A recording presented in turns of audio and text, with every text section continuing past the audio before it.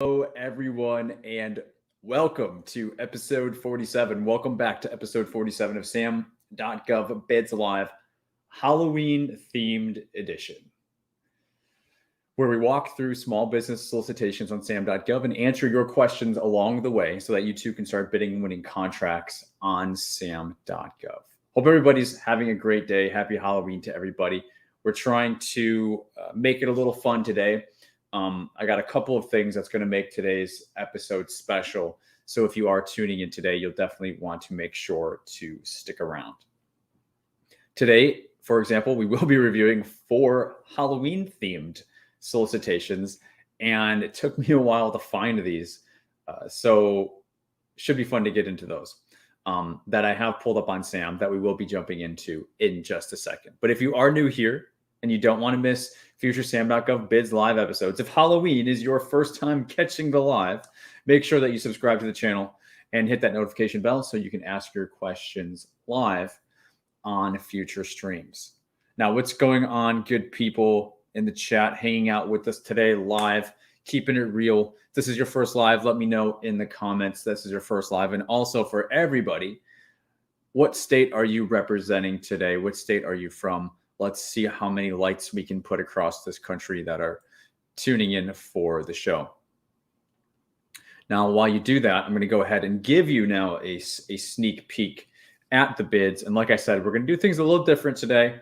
You just have to kind of wait and kind of see, but we'll be getting into it in just a second. But I will give you a sneak peek at some of our special Halloween themed bids today. I'm saying Halloween themed. It's basically as much of a stretch as I can get for, well, you'll see what I mean in just a second. All right. So bid number 1 today I have is blood bank freezers. Let's go. Bid number 2, we have bat abatement at Teton National Park.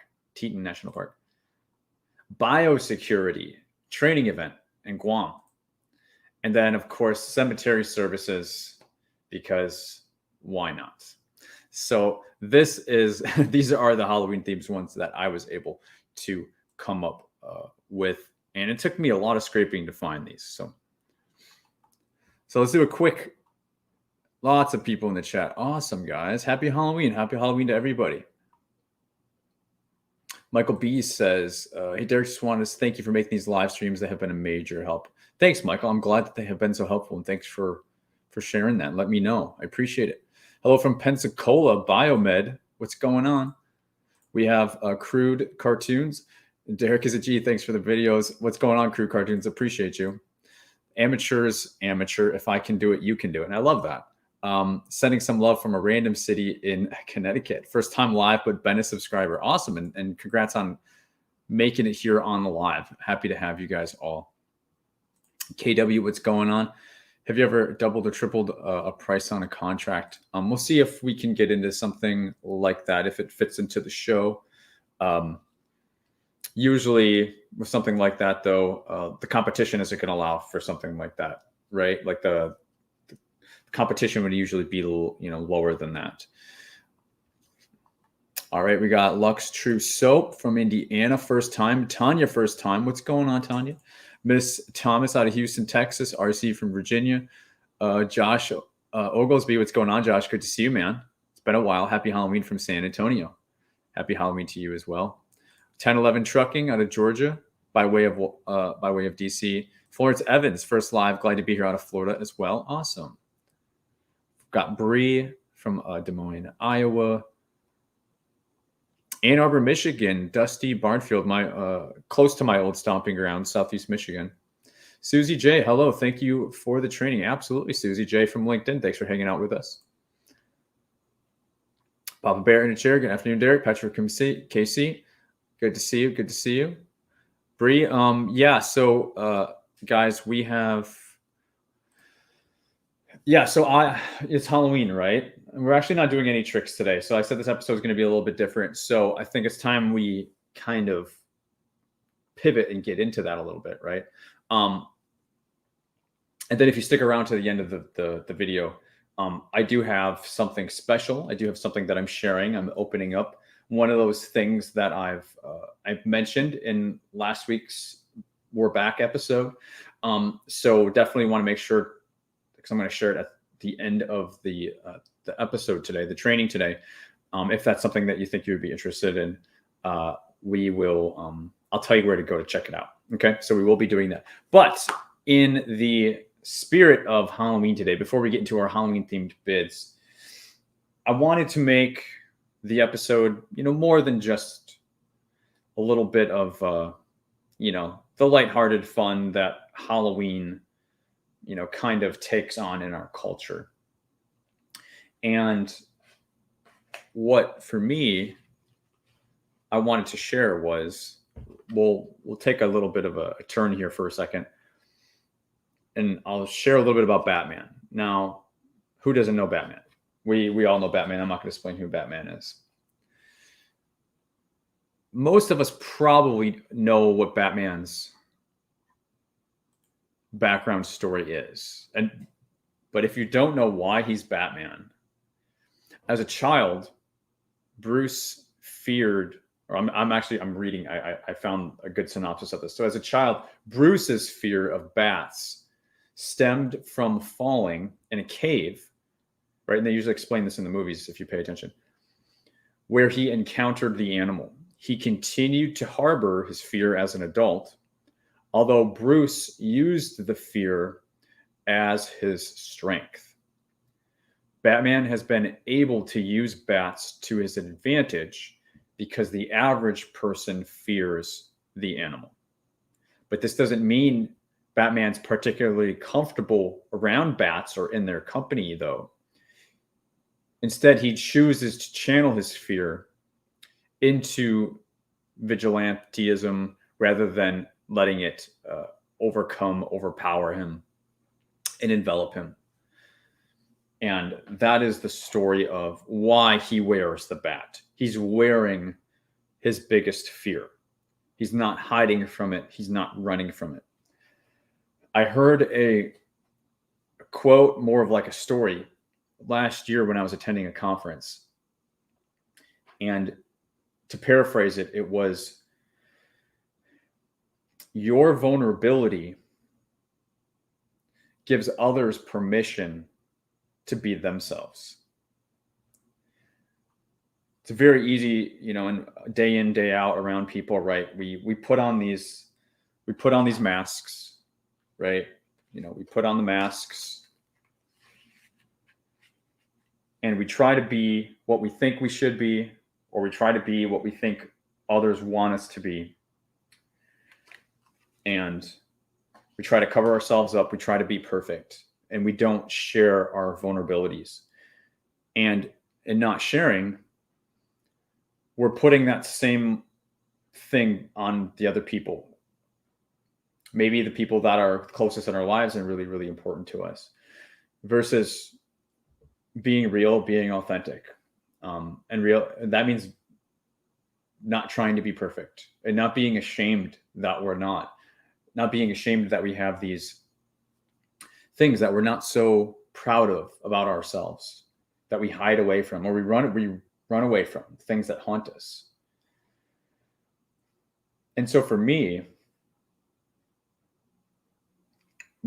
there's something that I've struggled with my whole life, and I kind of have talked about it, here and there.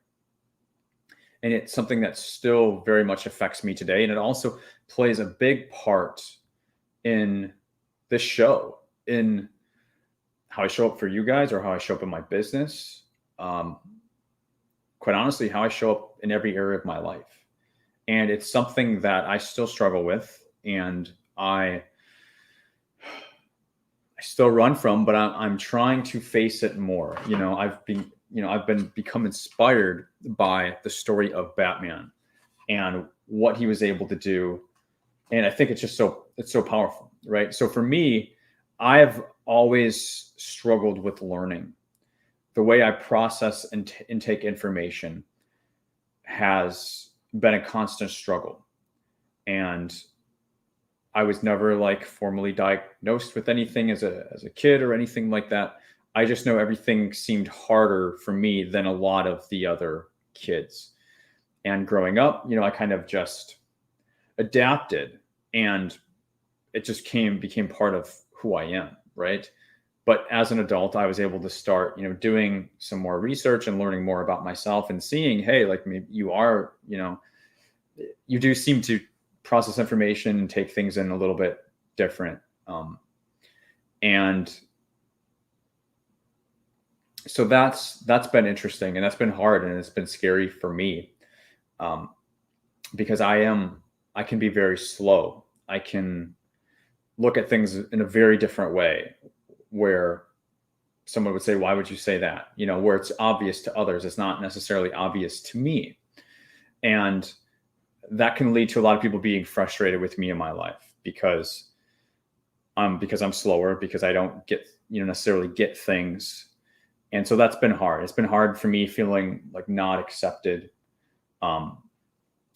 feeling understood, feeling misunderstood, not feeling understood, and then not feeling loved, or not feeling these things where you would want to feel, especially from people really close in your life, feeling very frustrated with you or not understanding you. It's like, I didn't ask for any of this. You know what I'm saying? And so I'm trying to be my own superhero. And I'm only sharing this in this episode in the theme of making Halloween more than just like the lighthearted trick or treat or the evil that, a lot make it stand for. I'm trying to make it something empowering. And that's something, different that I wanted to try to bring to this episode, and just ask. I feel like we all have something. Like, what do you have? Do you have something that you run from, that chases you, that haunts you, that you feel makes your life so much harder? You know what I'm saying? Because why I'm so passionate about government contracting, and the reason I'm so passionate about helping others, is because this is something that I actually finally felt like I got. I finally felt like I was good at something. I finally felt like I was able to understand something. And because I have I've felt it for so long in my body, what it feels like to be misunderstood, what it feels like to feel like an imposter, or feel overwhelmed. These are things that people fear when they come into government contracting. It's this big, scary monster. And for me, I understand it very well. And so because I understand where you're coming from, I've been very passionate over the last 5 years, since 2018, of putting myself boots on ground with people who are new GovCon startups in the space, helping you kind of like slay that monster. And a lot of what I talk about is the mental. A lot of, what we do on the show is, of course, going through the lives and showing you learning skills, vocabulary stuff. Like, a lot of that's important, but the mental stuff is really what I'm really into, and I'm really passionate about, because I really, really understand it. I really understand how this thing, government contracting, can feel very scary. It can feel like a scary monster. And unfortunately, there's people in the industry that actually do that on purpose, because it actually benefits them. You know what I'm saying? But there's people that do that everywhere. It's not just GovCon. It's just the world we live in. And so I think this world would only be a better place if we can all lead with more authenticity, and let our biggest fears, facing our demons, and let that kind of be our light. And then we can help people that are struggling with that very same thing. So that's my message for Halloween. I wanted to, like I said, make it more than the evil, and I wanted to make it more than the lighthearted trick or treat thing. So if that resonates with you guys, awesome. If not, that's cool. But most of you guys know, if you follow me, I'm a pretty caring person. I take things on deeper levels, and that's just what I bring to the table. But I think now we can switch gears now, and we can have some fun. I don't want to make the whole episode serious. We will just, I'll check the comments really fast, and then we'll start going through our Halloween themed bids. And like I said, if you stick around to the end of the episode today, I do have a treat for you that I know some of you are going to be really excited about. So stick around to the end, and I will have that. So just checking the chat here. Bree says, I feel the same way. That's crazy. I always felt like I was slow, but I just process things differently. Wow, that's really interesting. It took me going to college and graduating for me to see like I'm not, feel like I'm not slow or different. Same. I absolutely get that. Shanty says, I completely understand where you're coming from. That's actually really, really cool, guys. Raven says, I feel you. This is not uncommon. Many of us were misdiagnosed at schools and other platforms, like 1,000%, 1,000%. Amateur says, that's so dope of you opening up to all the strangers. Hey, it's, believe me, like I've talked about this, right? But this is probably more than I've opened up about it in the past. And I was 50-50 debating about not even doing that segment on the show today because I was really scared. Like, it is scary for me to talk about because I have shame around it. So I do appreciate that. Lux True Soap says, I'm trying to source adjustable wrenches for the Navy. For sure.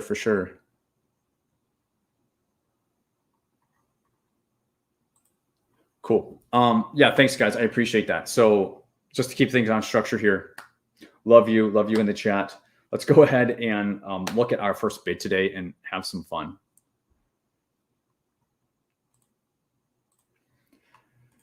And as a reminder, our first bid is blood bank freezers. And if you guys can't tell I'm a vampire, what I thought was hilarious is in order for me to look like a vampire, all I have to do is put on a cape because I'm super white. I have very pointy eye teeth and yeah, I kind of just fit the part. So it's the easiest, cheapest costume for me forever. All right. Blood bank freezers, Department of the VA. Happy Halloween, guys. If you're just joining us, this is due November 3rd. These are probably not going to be actually great examples because I had to really scrape to find like Halloween themed bids. But that was the primary setting. And I did use keywords to search for that, believe it or not. So you could imagine the fun keywords I was playing with trying to find some of these. This is SDVOSB set aside, however, going along with the VA.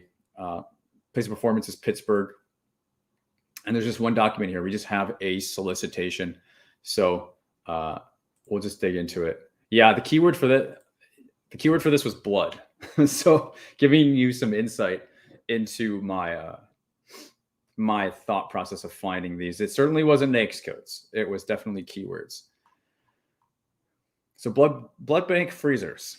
What do we got going on here? Like I said, it's due this Friday, but this would be more of just like a drop ship type thing. Doesn't sound like there's any service attached to it. They are saying they require 2 freezers. The VA Pittsburgh healthcare system requires 2 freezers to replace the ones that are at the end of their life cycle. Fair enough. What are the salient features? They're calling them specific tasks. So they want it 90 inches by 80 inches by 28 inches and to weigh no more than 470 pounds and to go minus 15 Celsius to minus 30 Celsius. Must have interior volume, must contain 8 liquid tight drawers. So if you were to, first off, this VOSB set aside, right? So the prime bidding on this has to be VOSB set aside. But with that being said, it's just quantity 2. Unit is going to be the per each price. And then the amount, like pretty straightforward. But, you know, the VA, they've got a little secret. VA solicitations are some of my least favorite solicitations. There's just a lot more information to wade through. But if you wade through it, even though it looks different, you will find that it's very much the same setup that we're used to. For example, we're into the evaluation now. They're letting us know it's LPTA, which would be consistent with a just items, right? Supplies. Most supplies are LPTA, lowest price items, especially if they're commodity items, something like freezers. Okay, so this would just be filling out the pricing table from the looks of it. You want to put in a competitive price. There's reps and certs in here that you would fill out, but SF 1449 form. Yeah, so incredibly easy. So something out there, even if you did get it's due on Friday. So even though it is very short notice, if you happen to be veteran certified, it actually could be a real thing.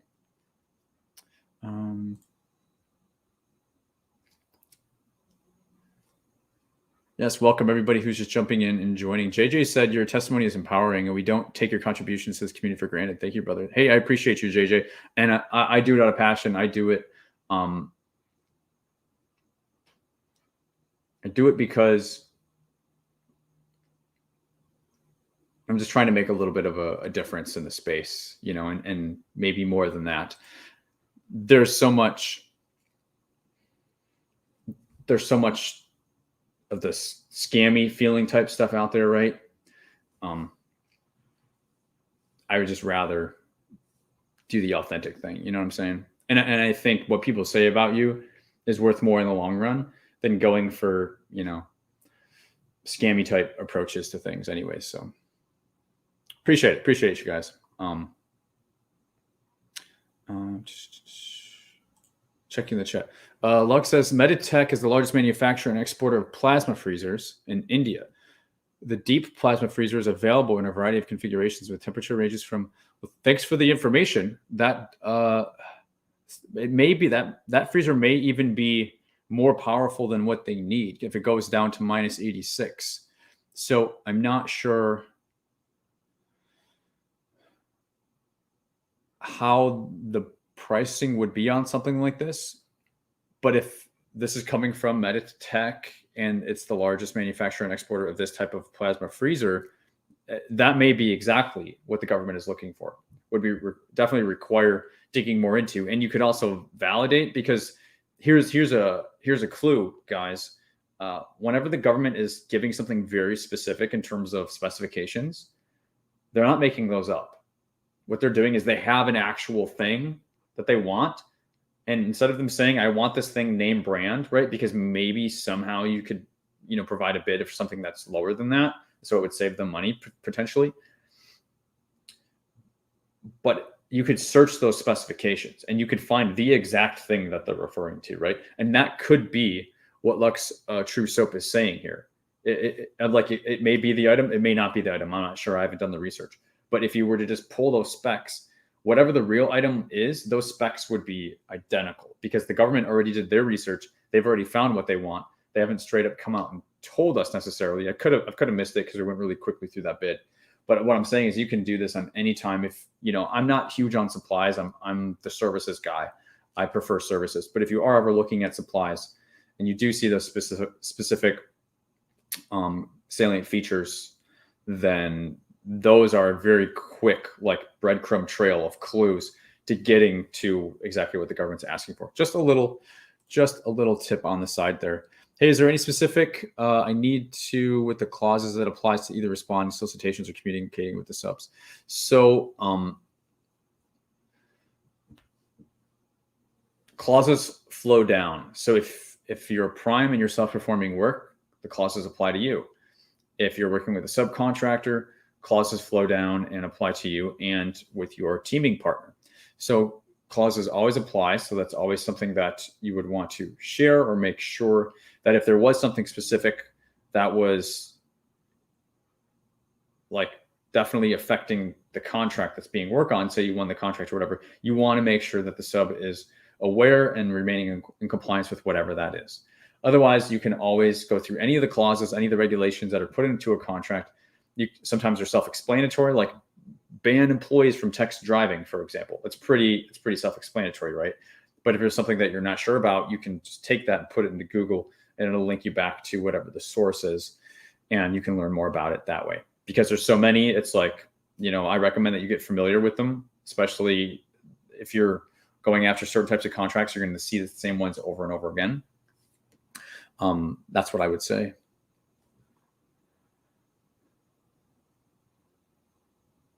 Lorraine Kennedy with SDVOSB is there. So yeah, anytime there is any of the socioeconomic set-asides, so this is talking more about like legal middlemaning, right? So 8A, woman-owned, veteran-owned, hub zone, those, like I always say, guys, and a lot of you hear me say this, is if the money is going, right, when the government's pumping money into these small business programs, this is how you know if it's the right thing. Is the money going to where it's supposed to go, right? So if you're just 100%, if it's set aside for SDVOSBs, but SDVOSBs is doing none of it, right? That's not going to be good, right? So you do have to always abide by the self-performance limits when it comes to the small business programs. Now, if it's small business set aside, and I think this is where understanding middlemaning more deeply is important. Small business set asides is different than WOSB, 8A, veteran owned, etc., than those big four. Small business set aside, there's the self-performance limit with the simplified acquisition threshold, the 250K, right? That's where that kicks in. So if it's underneath 250K and it's only small business set aside, you're free to pretty much do what you want. But anytime you're with a small business program set aside, like those big four, you're bound by those regardless of what the dollar value is, right? So if we're talking about SAVOSB here, the 50% self-performance limit would be for services, right? 50% is for services. So that would apply to service contracts. All right, guys, let's keep it going, and we'll go ahead and look at the next one. Yeah, we'll go ahead and look at our next bid and keep the fun going with it. Is anybody doing anything fun for Halloween? I mean, I know it's kind of a silly question, but is there anything like exceptional that is worth sharing? That would always be cool to know.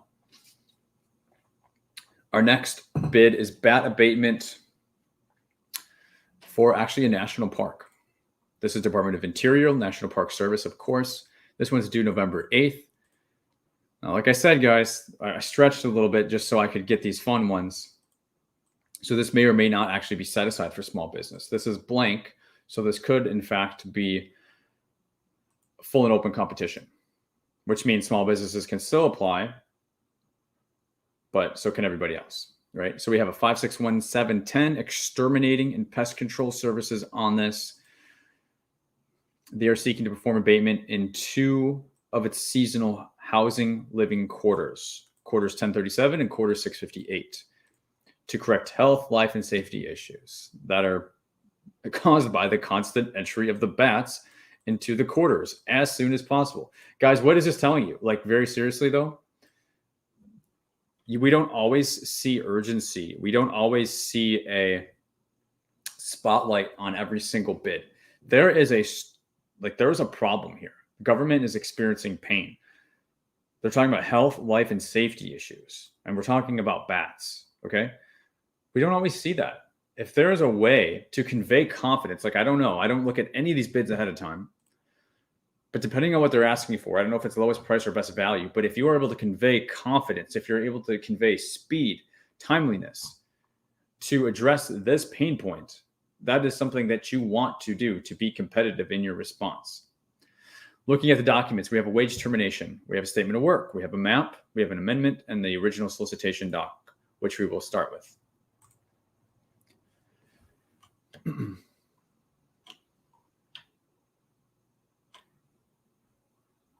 Period of performance, November 15th, kickoff until next April 30th. So they're giving, around five-ish months. Period of performance on this. Note that we don't see any options on this because this is kind of like an occurring problem. The goal is to get rid of the problem and then it's done. So this would not be a recurring service per se. Now, for example, talking about like what I've been talking about with there being an opportunity, like, I don't know, this is a stretch, but just to illustrate the point, say you won this contract and you did the one-time bat abatement service. Now, if there is a cause and there's strong reason to believe that next year or later in the fall, when the bats do their thing or whatever, I'm not familiar with bat habitual patterns, but of course the government isn't going to want to find themselves having to do this problem all over again, right? So there could be an opportunity there to turn this into some sort of ongoing service where it's like, oh, hey, we need to spray or we need to, continually remove this, vegetation, or I don't know, right? Or if there's a certain insect thing that's going on that's attracting the bats, or if there's something else that's attracting the bats that's going to continue to be an ongoing problem, there is an opportunity there for this to be an ongoing contract, right? And it's a little bit of a stretch, but my point is actually not that far off.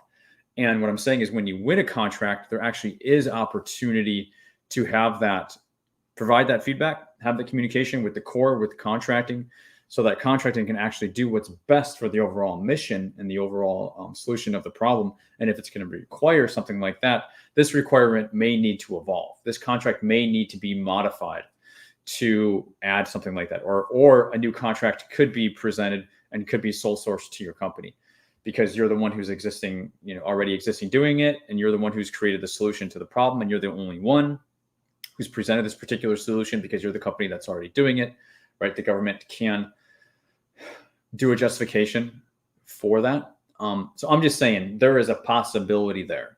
When we don't always see stuff like this. So when there are these little gems, these, just put it in the back of your head. So it's a little feather in your cap, in case you do ever find yourself in this situation. Maybe, just maybe, you'll remember that I said something, and maybe you'll get an idea that can turn a one-off contract into something that's, 3, 4, or 5 years. Would be well worth it. Hopefully that makes sense. But they are reiterating here this 100% open market, contradictory. This is 100% open market, total small business set aside. That's like calling the elephant tiny. Okay, this is an oxymoron. This actually does not make sense. So at this point, I have a question mark about this set aside. I'm going to come back and check our form here. On the SF 1449 form, they will check a box. And here on the SF 18 form, they're saying this is or is not small business set aside. They check the box that it is. So this is confusing. I would have to email contracting and say, hey, is this set aside for small business? Or is this 100% open market contracting? Because you're saying both. The award selection process will be based off of price, technical, and past performance. Price will be off of what we just looked at. Technical, the offer shall provide sufficient information to demonstrate the ability to provide the required bad abatement service. And like I said, this technical is where you could lean into that pain point, the timeliness, the health concerns, and potentially even the ongoing problem.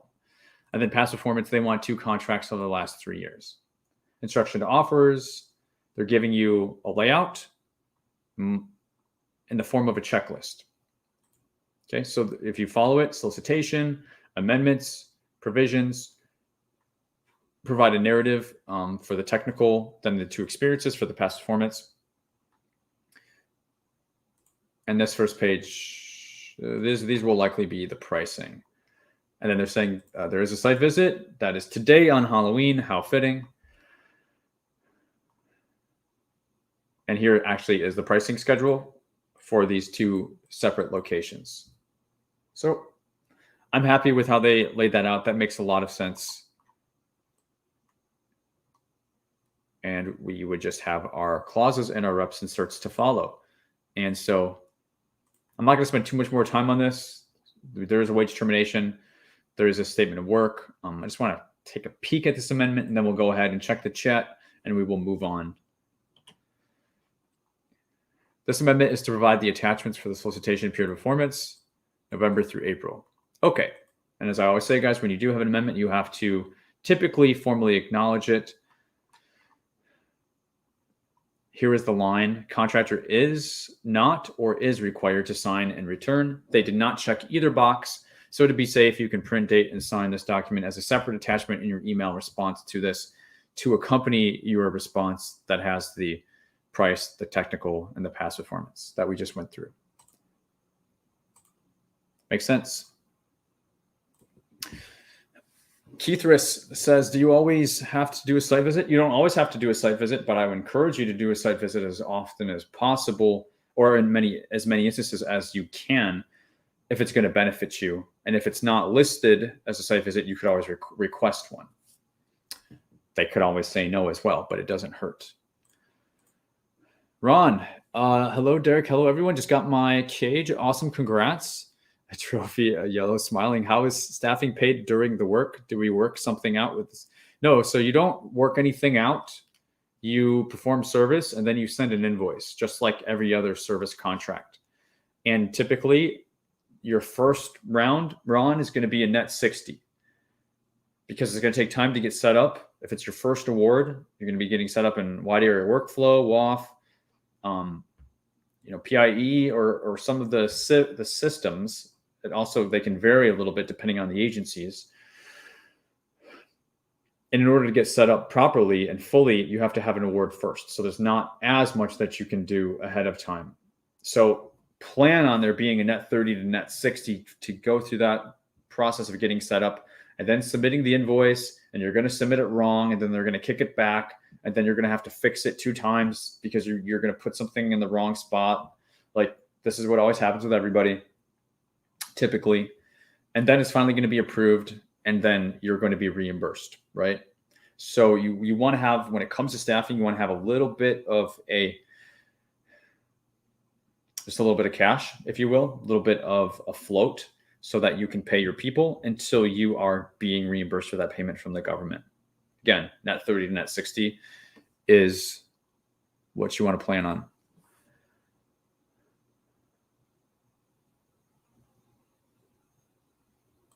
Crude Cartoon says, I'm working on a laundry contract. Okay, this will be my first one. Any tips? It's for 80,000 pounds of laundry a year. Yeah, I can give you a couple tips. I do have a client who has a base plus option years laundry contract. So in laundry contracts, they may be breaking out different types of items that are going to be washed, and those items would require maybe special circumstances like dry cleaning versus just the typical wash and dry, right? Or something like sleeping bags, right? These things could be washed differently, or they required to be washed, multiple times. If you are facing a laundry contract with multiple different items, then I'm assuming you're working with a laundry facility to provide this, because I don't think that you are going to be doing this yourself. Make sure the laundry facility is pricing those and understands what it takes to price those different items. And if they have questions, ask them now so that they don't price it wrong. And then they want to change something on you, increase the price, etc., on you after the contract is won, because that's not good, right? That train of thought could go with all bids, especially if you're legal middlemanning and you're working with teaming partners, being thorough on the front end. But that's something that I've actually seen very specific to laundry services. And of course, you want to always try to have at least 2 quotes. Because if you have one and then they get mad or they get busy or something and they back out and you win and you've got nothing to fall back on, you'll have to terminate the contract because you won't be able to provide service, or you'll provide service at a loss because then you'll have to go and find somebody who may be higher than the prices that you submitted. You know what I'm saying? But again, a lot of this is what you should be practicing for all of your quotes. When you call a vendor to inquire about a quote, when you call a vendor, but they also have a cage code, do you let them know that you will be, for me, it's just a hard pass. If they have a cage code, this is great. I did a short on this yesterday, a YouTube short on this yesterday. How to stop the sub from cutting you out. Make sure they don't have a cage code. Make sure they need you. If they don't need you, business don't make sense. The deal doesn't make sense. For me, it's a hard pass. Unless there's some very, very special situations or it's a warm relationship. If you're just calling around getting quotes, and this is great because you want to discover this. I call this the discovery part of the call. When you're getting quotes, not only are you educating subcontractors, you're also educating yourself on what is their level of experience with government contracting. It might be 0, or maybe they got burned, or maybe they're a prime as well, right? I just don't mess with it. If they've got cage codes and they're able to bid contracts themselves, I just don't even mess with it. I move on, or if they're like all I have at the moment, it could be enough for me to no bid the whole opportunity and move on to something else. There's a lot of other bid opportunities out there.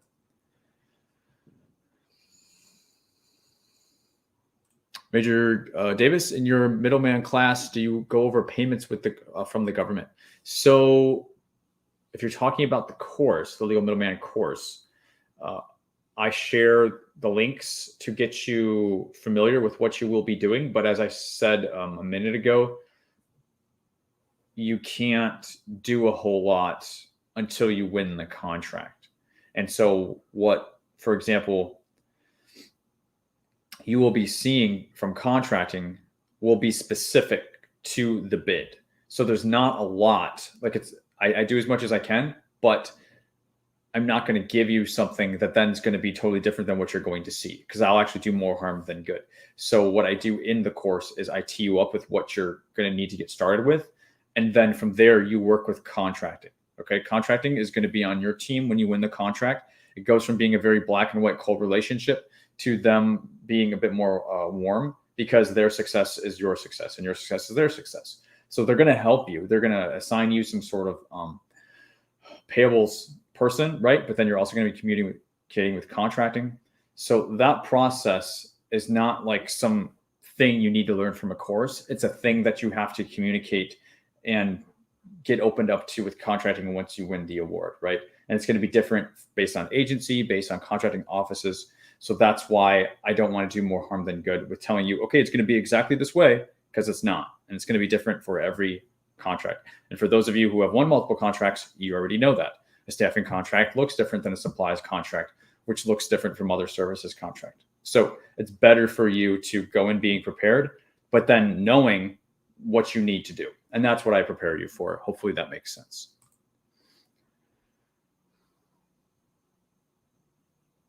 Is there any way around that, or tips you have on how we can submit the invoice correctly the first time out?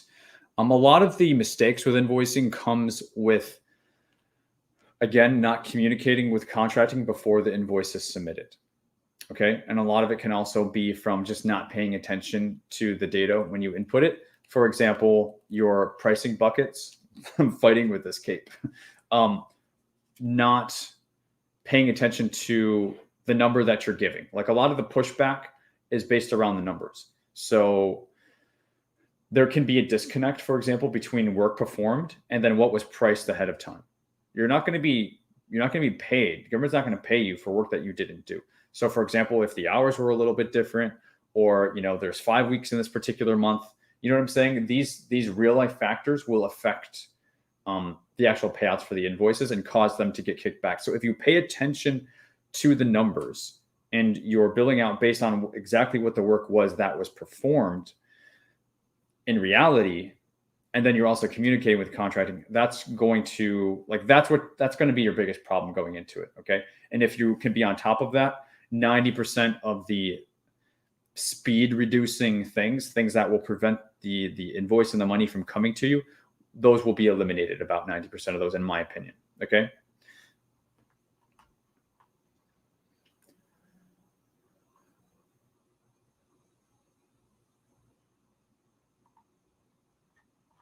All right, guys, lots of great questions. I apologize, I cannot get to everybody.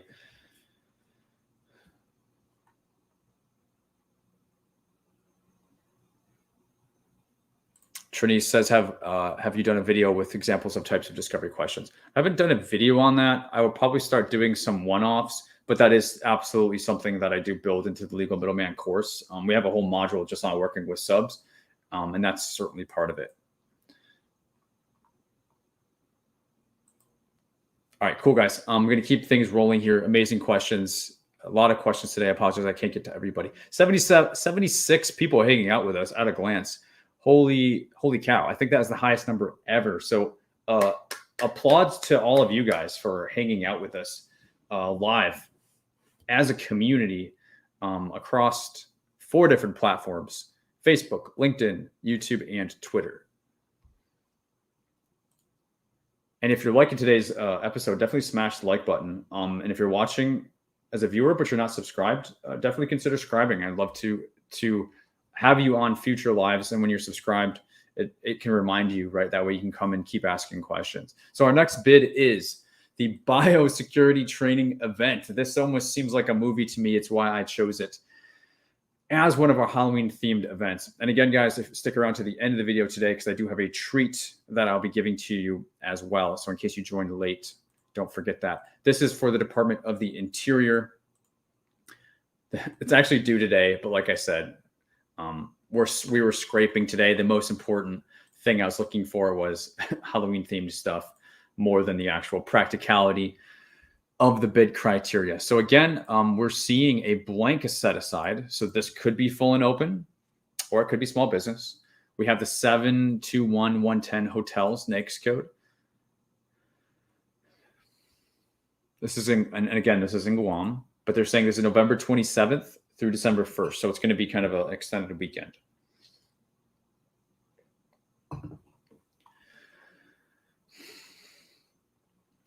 For attachments, we have a solicitation. We have SEA form. Curious what that is. Sounds like a wage determination, though. We have statement of work. We have pricing, and then actually wage determination here. So we'll start with solicitation, and then we'll also take a peek at one or two of these others. For, again, the bio training event in Guam coming up next month.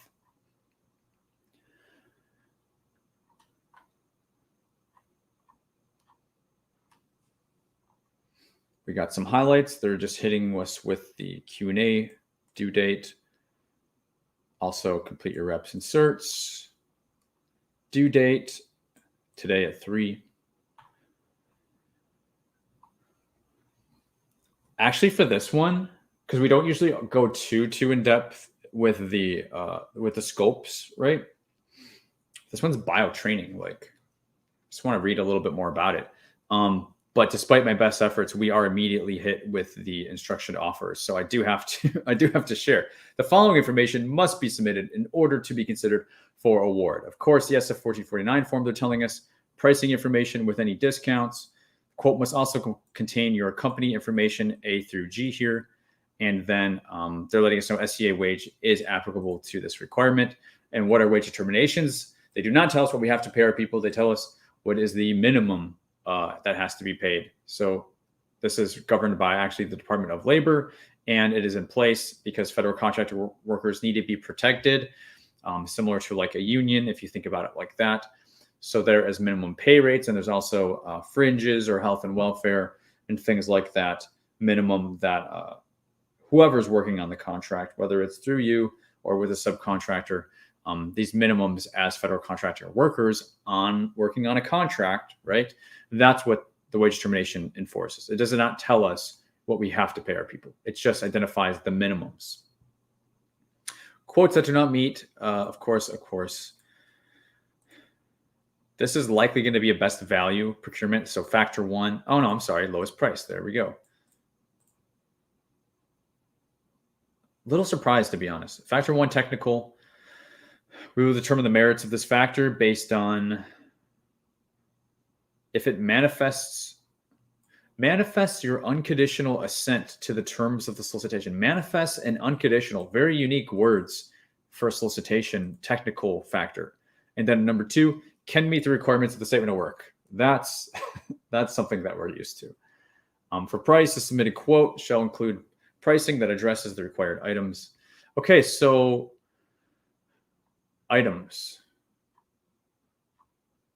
This is biosecurity training event. So I've just got to know what's up with the statement of work on this.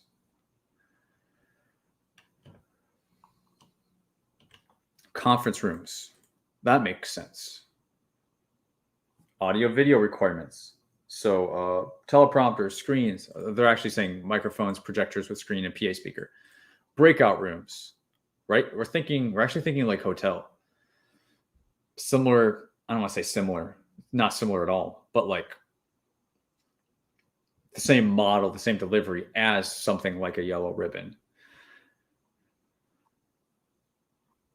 Food and beverage function, provide a morning breakfast. Yeah. So we're providing the food, free self-parking, conference room location, should be 1/4 to 1/2 mile.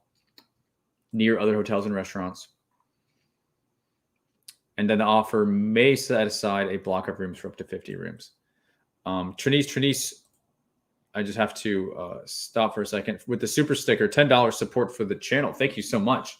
Certainly not expected, but very much appreciated for supporting the channel. Trinice, I'm going to leave that up for you just for a minute. Thank you so much. That is very much appreciated. It says the optional accommodations offer, if offered, will not be evaluated for award. Okay, so they're saying it's optional, of course. So we heard items. This is a statement of work, but this is biosecurity training. They called it bio training, so now we know it's biosecurity training. So it's less about the bio, and it's less about the training. It's actually more about the venue. It's more about the meeting room requirements in their words. So that actually took a quick little spin different from what I thought it was. And that's okay. But yeah, I mean, what were those two words? Unconditional and manifest for a hotel, for providing breakfast. We can certainly tell that that's probably copy and pasted from a different type of requirement. Thank you again, Trinice, for the super sticker. Very much appreciated. You are a rock star. Pricing information, let's take a glance at that really quick. Just grabbing at straws to make this make a little bit more sense. And then we'll keep things moving. So yeah, they're giving us CLINs, 4 CLINs that reflect conference room, breakout room, the AV stuff, the screens, the mics, the projectors, and then the food. And then a quantity, a unit, and a total. So very straightforward. Okay. So yeah, bit of interesting language, a bit of mismatched language. If you weren't paying attention, it could throw you off a little bit. But if you are, you can probably make sense of what's going on there. And if you can't ever make sense of something, you can always submit those questions to contracting. Christy Love says, what is the best way to secure simplified acquisition? I'm trying to fully understand the question. To secure, what is the best way to secure the simplified acquisition?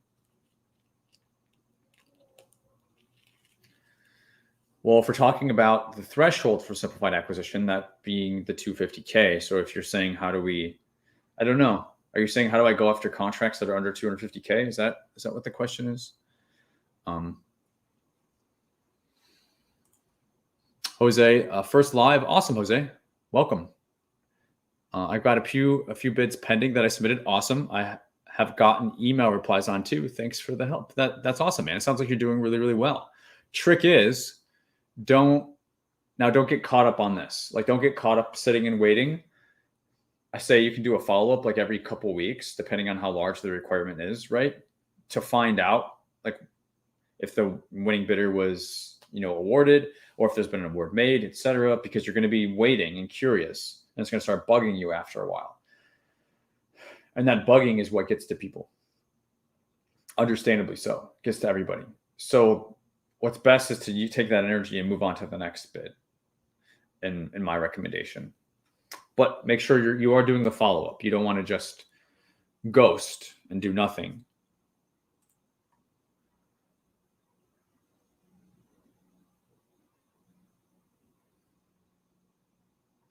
Iron Body Sensei earlier said Resident Evil contract. Love it. I mean, that's right. Like that's what flashed through my mind. I'm getting ready, an hour before the show. I'm pulling up some bids based on the titles, and I'm like, that's what this sounds like. And then we get to open it and look at it now, and it's like a little bit of a wah because it's not about the cool stuff. It's not about the training. It's actually about the venue for the training. For legal middleman, do you have to subcontract on opportunities less than 250K? From Beto. Do you have to subcontract? No, you never have to subcontract. If you can self-perform, you're going to be more profitable and competitive. So you don't have to subcontract, if I'm reading the question properly. But at the same time, the caveat I have to add to that is assuming that you are a small business, or assuming that you meet that small business program, if it's a small business program, right? So if you're speaking as a large and you're wanting to go after small business contracts, saying, hey, do I have to subcontract to a small business? That's a totally different question. And that's not something we usually hear on the channel because we don't get large companies on this channel. But yeah, that's the caveat that I would have to say. But otherwise, if you're a small business or whatever, and you're coming from that approach, no, you don't have to subcontract. It's just a lot of people do it to get into the space because they don't have their own self-performance capabilities to perform a particular good or service, right? So they team with a subcontractor to do that, right? And then however you want to grow from there, you can grow from there. Ryan said earlier, what if there's a cert of insurance requirement with your submission? Very, very often, many contracts require some sort of general liability insurance. And if you won a contract, or when you win a contract, and when you're seriously bidding contracts, I recommend you keep an eye out for that, because you want to have some form of general liability insurance for your company, especially if you're doing services. Should something happen, you need to be protected. And it's not overly expensive. It's not something that's a big deal to freak out about. You can just work with whoever your insurance agent is, or whatever insurance agency provides business insurance, and put that policy into place once the contract goes into effect, right? And you can mirror that period of performance, etc.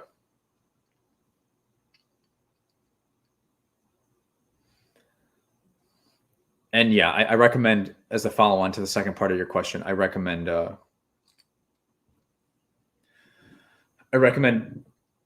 not only relying on the subs insurance, but having your own as well. Like I said, it's not going to be something that should break the bank at all. Prince says, have you terminated a contract after winning before? How did you approach it?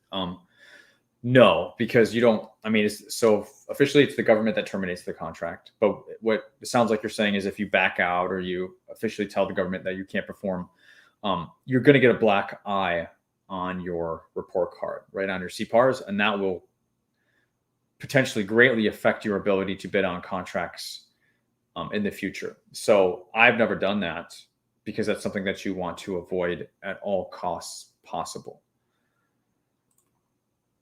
The Shanti B says, I'm new here and super great information. My question is, being a middleman, and we will be using a sub, got it, as a small business set aside, we wouldn't be responsible for 50 to 25% of the work, or 50 or 25% of the work. It depends. It depends on what the set aside is. So say if it's a socioeconomic program, say woman-owned small business, like if you're a certified woman-owned small business and you bid on a contract that's WSB, say it's services, regardless of the dollar value, because the money's got to go where it's supposed to go, right, in minimum amounts, then you would have to self-perform 50, and then you could have the sub do 50, right? But if it's just small business solicitation, it's not a socioeconomic program. If it's just small business set aside, and you're a small business set aside, which I assume that you are, and then that is a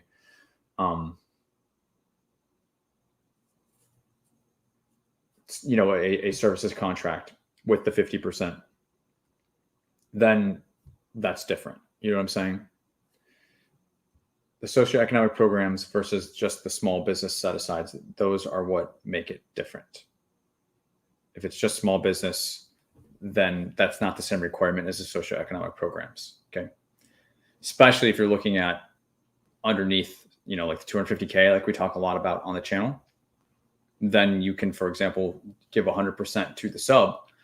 If it's set aside for small business and you're a small business and the sub is a small business and it's under that 250K, right? Even if it's over 250K, then the sub becomes a similarly situated entity. Then whoever's supposed to be doing the work is still 100% doing it, because it's going to small businesses, right? So it's certainly something that I break down in great depth inside of the legal middleman course. But just answering to those specific questions, I do my best, because it's hard to not go into the whole thing, because you say one thing and then you have to say the next thing, you have to say the next thing. So hopefully that hopefully makes sense. I'm trying to directly answer your question the best that I can. I don't recommend any insurance companies. Good question, but whatever's local to you is what I would recommend. Should we call contractors before putting in a bid? I don't understand that question, Ron. Derek, should we call contractors before putting in a bid? I don't know what that means. Are there contracts for businesses that only have 2 workers?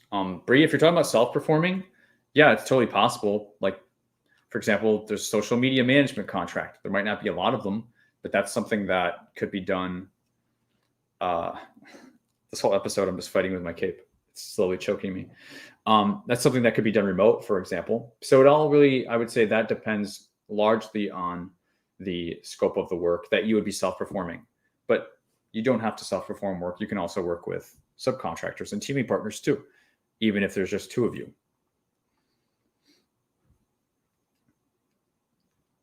Wise guy says, does the middleman course come with any support or way to ask questions? No, it's just a course. So it's not like a whole Zoom coaching thing or anything like that. It's just the course is a course. It's a self-study program. Yeah, it gets very, and I'm going to talk more about it here just as we wrap up the show. So just sit tight on that, and I can talk a little bit more about what we're pushing out, because I think that's kind of where a lot of these questions are headed. Jose says, if the government's asking for updates, does it mean you are close to getting the contract?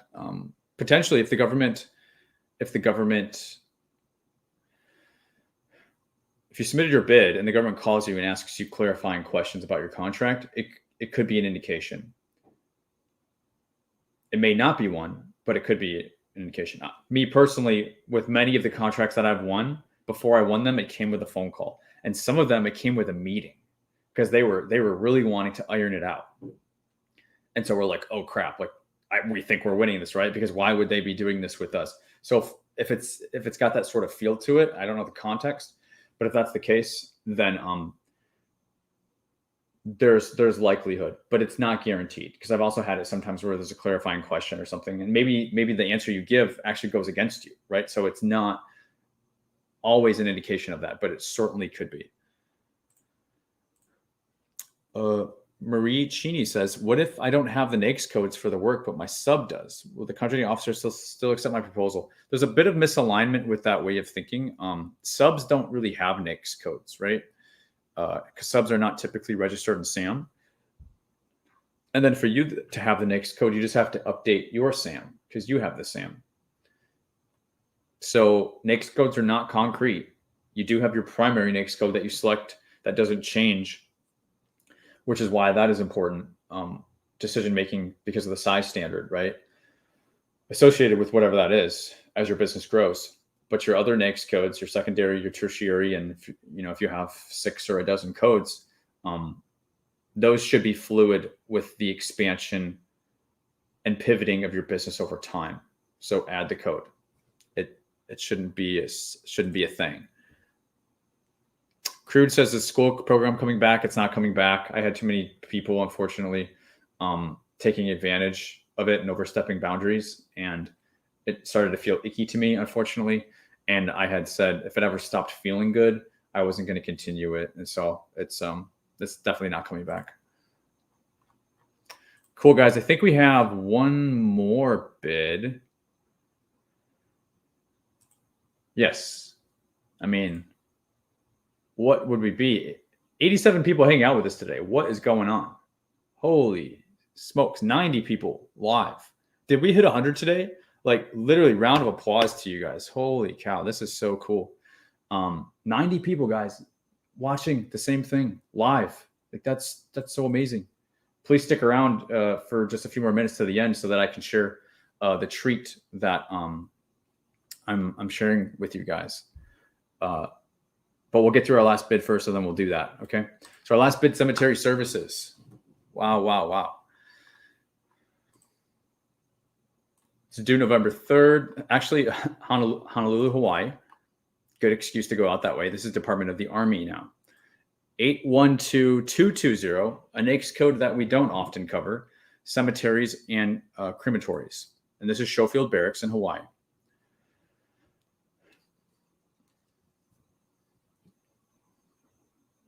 They're saying the solicitation is unrestricted.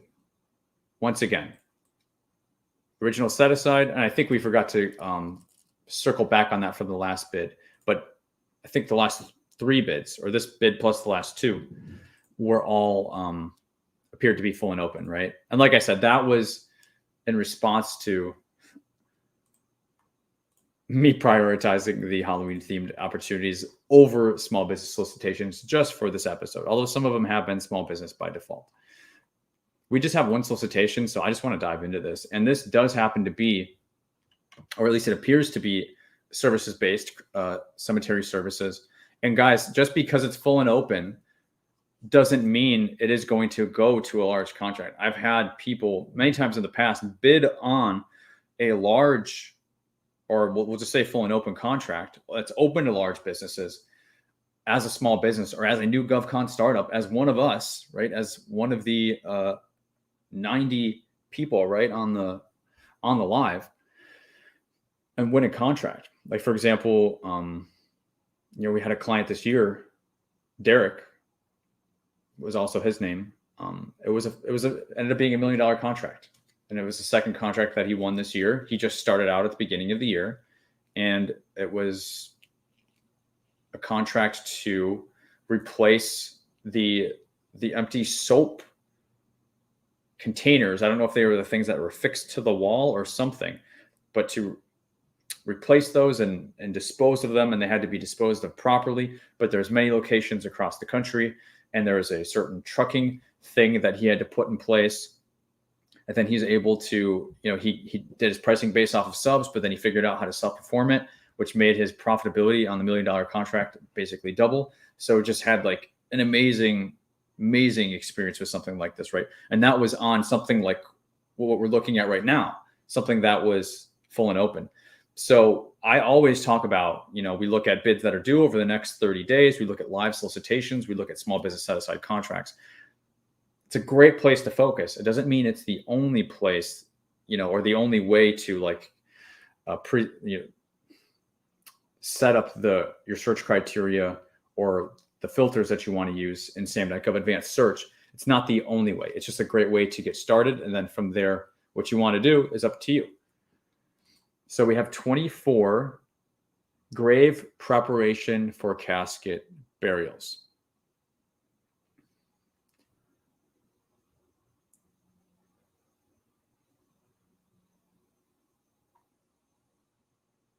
I hope this isn't, I'm doing the whole Halloween theme thing, but if anybody knows what I recently went through with my father-in-law passing, I hope that this isn't hitting too close to home for anybody. Because that's certainly not the intent at all. Just hearing the, grave preparation and casket burials, it might hit too close to home for some. So I apologize if that's the case. I probably should have thought that through a little bit better. But I was just kind of having fun going with the Halloween theme. So I hope that's okay. I hope that doesn't upset anybody. But we do have a 24 quantity each of those. Also the urn burial preparation, 24 as well. Refill, resod, sunken graves, 50 quantity. Headstones, 25. Realigning headstones, actually 400. So it sounds like the headstones are some sort of ongoing maintenance type thing, because of course, with the ground shifting, get the point. Then there's the cleaning, 1,885. Painting, cannons and bullets, so some memorial, decorative items. And then we go to the option years. So let's just see how many option years we have here.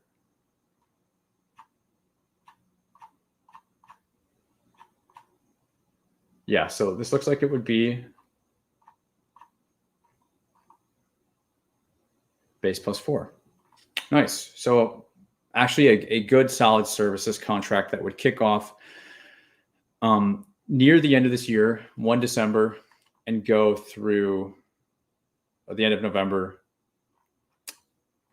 scaled out to 2028. So we talk a lot about with and legal middlemaning course and just in general here on the channel. For services contracts, they're so great because they stack. And if you're just winning a few base plus option year contracts each year, what the compounding effect is massive by year 3, 4, or 5, because you're still winning a couple, but then all those option years being executed on all those that you won previously, plus the new ones that you're winning, everyone, accepts that, oh, it takes 2 years to get a business off the ground, like in the regular world or in business school, right? But nobody will give the 12 to 18 months or whatever to get this stuff really going in GovCon. Like they give it 3 months and then they say, oh, I didn't win yet, or I only won one, or it's too hard, and then they quit. Give it the same gusto that everybody else gives a business. And this stuff can really, really kind of snowball positive momentum quickly over just a couple short years, if you can do it and if you can stick with it. So instruction to offers, they're talking about quotes, SF-1449 form, amendments, certifications, reps and certs. Now there was a site visit that already passed.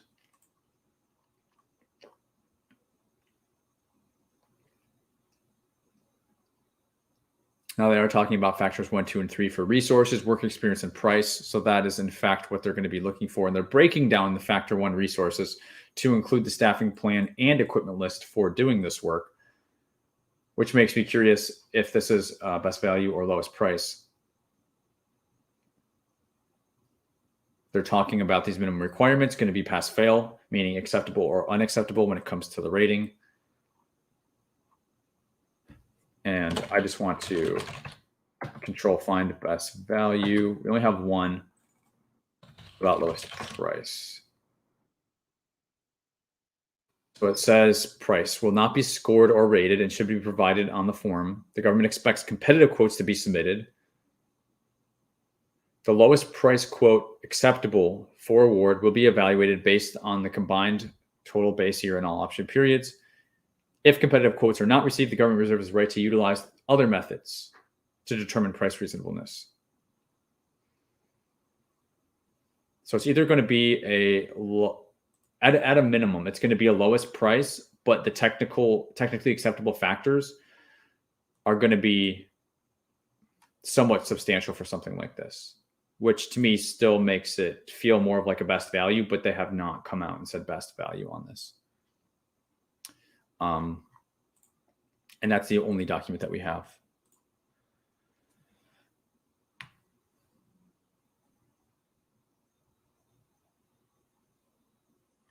All right, cool, guys.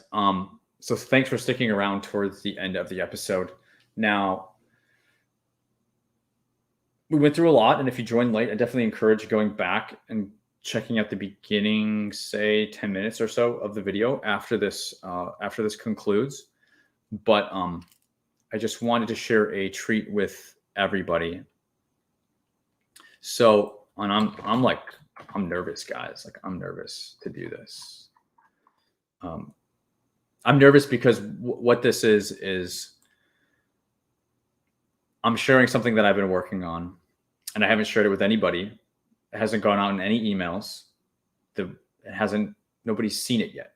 So if you're live right now, we're at 96 people live. If you're live right now, you're the first ones that are about to see it ever. Like, is there some hype about that or what? Like, I've been working since May of this year. It's been a crazy up and down year. Many of you know that, but behind the scenes, I've done a lot of realignment with how I'm approaching the business, how I'm going to start showing up differently. And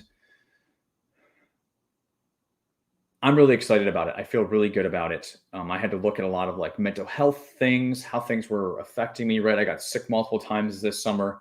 I feel like such a different person now, October 31st saying this, than when I kind of started earlier this year in May, started questioning some of these things. And I've literally put like so many things on pause. I pretty much put the whole business on pause just so I could really pull the bow back and realign things and do things right. So I'm convinced that this is what's going to work very well for me going forward for a long time. And I think it's going to help a lot of you guys, a lot of people that are going to be coming to the new GovCon space with the way that we have,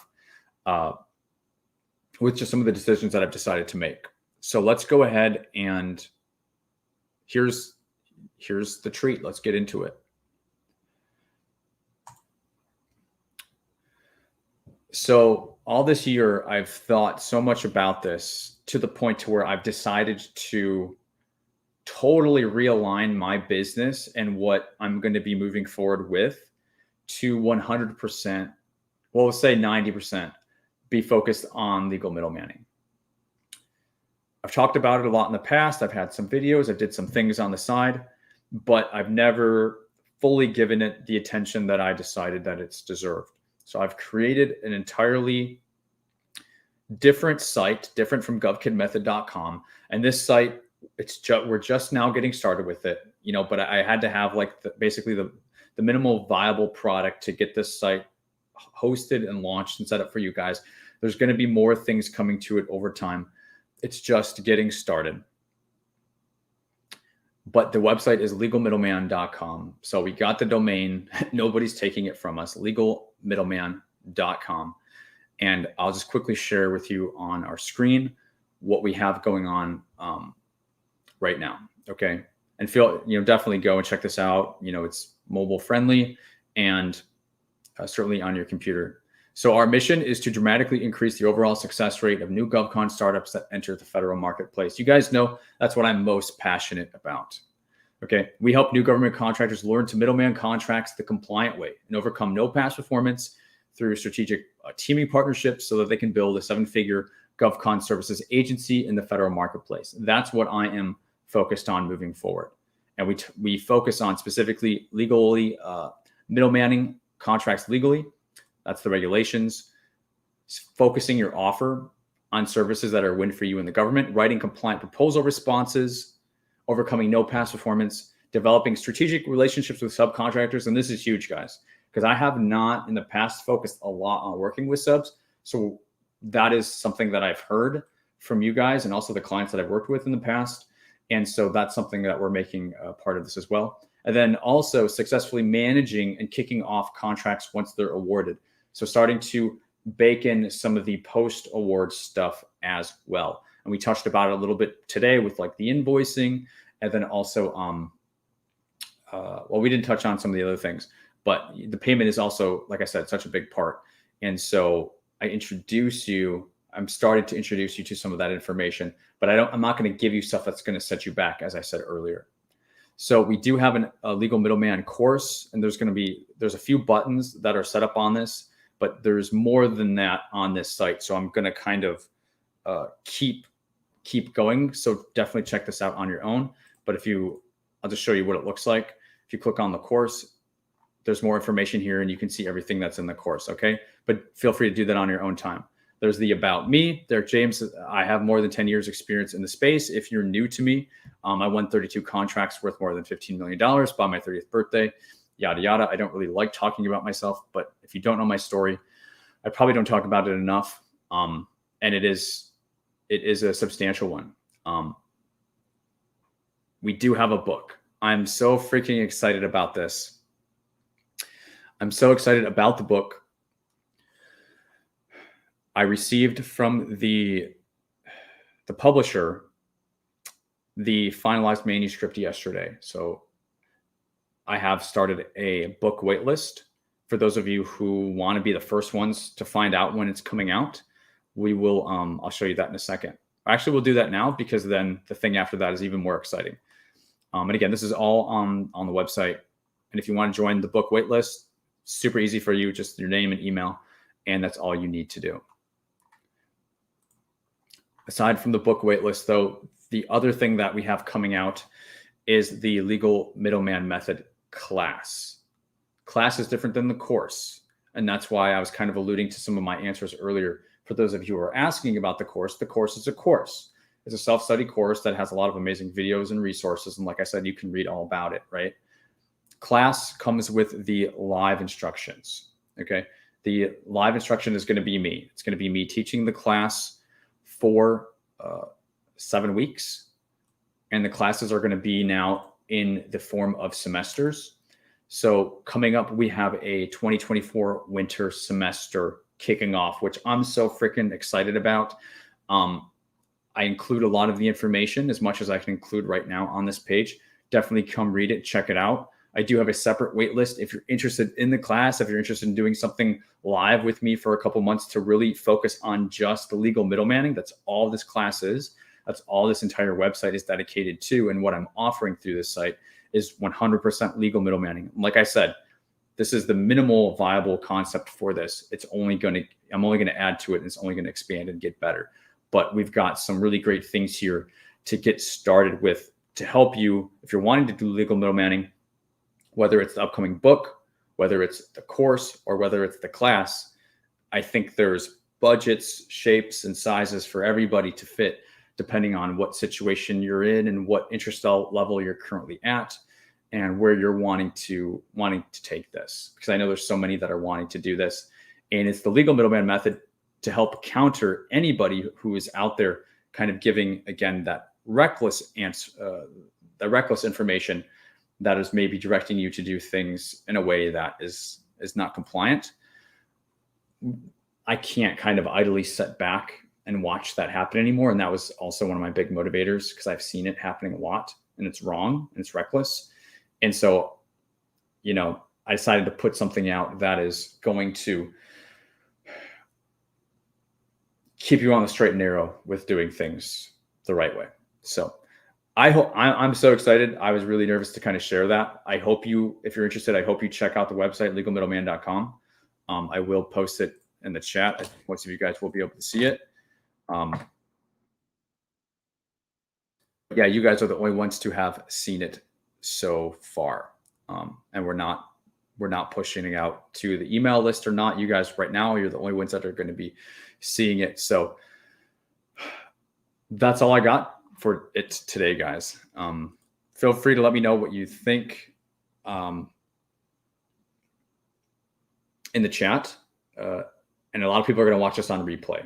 So if you're watching this on replay as well, definitely let me know in the comments. If you have questions, any things like that, this is probably going to be a good compiled place to answer those. People could have a lot of questions. Lastly, again, at the bottom of the site, if you do have questions that you want to email us about, I do give us our direct contact if you just want to reach out. The best way to contact us is support@govconmethod.com. Some of you may already know that, but if you have any legal middleman questions, just put legal middleman, or LMM for short, in the subject line if you are going to email us. That way we know what it's all about. Wise Guy says, if I purchase the course, can it go towards the class? No, I've thought about that. I understand the question, but everything is going to be separate because it's going to be literally 2 months of my time.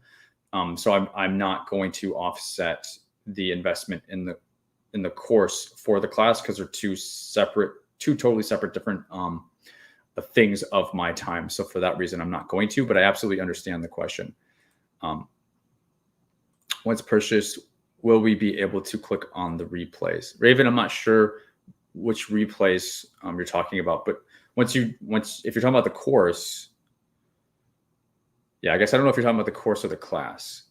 All the resources in the class will be, you will retain access to those after the class is over. I think that might be what the question is. I've thought about that as well. And all these sorts of questions, definitely post those, and I will be able to answer those as well. Is there a Q&A for the class? Yeah, there's going to be Q&A for like every single week. Q&A is huge. It's not just a talking head thing. It's training. It's the Q&A and the feedback and the implementation, and also the resources too, templates and all those sorts of things. I need you guys having those. I don't want you just listening to me talk. I need you actually doing the work. So it's meant to be very, very hands-on. Yeah, guys. So definitely check out legalmiddleman.com make sure you go through that information, because it might answer a lot of your questions. Like I said, specifically for the class, there's a whole page of things that I lay out there about when is it, what is the cost, all that sorts of thing. And then if you do have questions after that, either drop those in the comments or just send us an email, support@govconmethod.com, and we'll definitely get back to you there. So happy Halloween, guys. I think this is a perfect place to go ahead and end the live here today. So smash the like button before you leave. Subscribe to the channel if you want to hang out with us more on future live sessions. And I hope you enjoyed it. Have a safe and happy Halloween, guys. We'll see you in the next episode next week. And yeah, like let's legal middleman this stuff. Like let's do it the right way. And let's get on top of it. Join the wait list for the book, join the wait list for the class if you want to learn more about those. I'll push out more information to those people that are interested on the wait list first. So definitely make sure you add those on the site as well. So take care, guys, and we'll see you all very, very soon.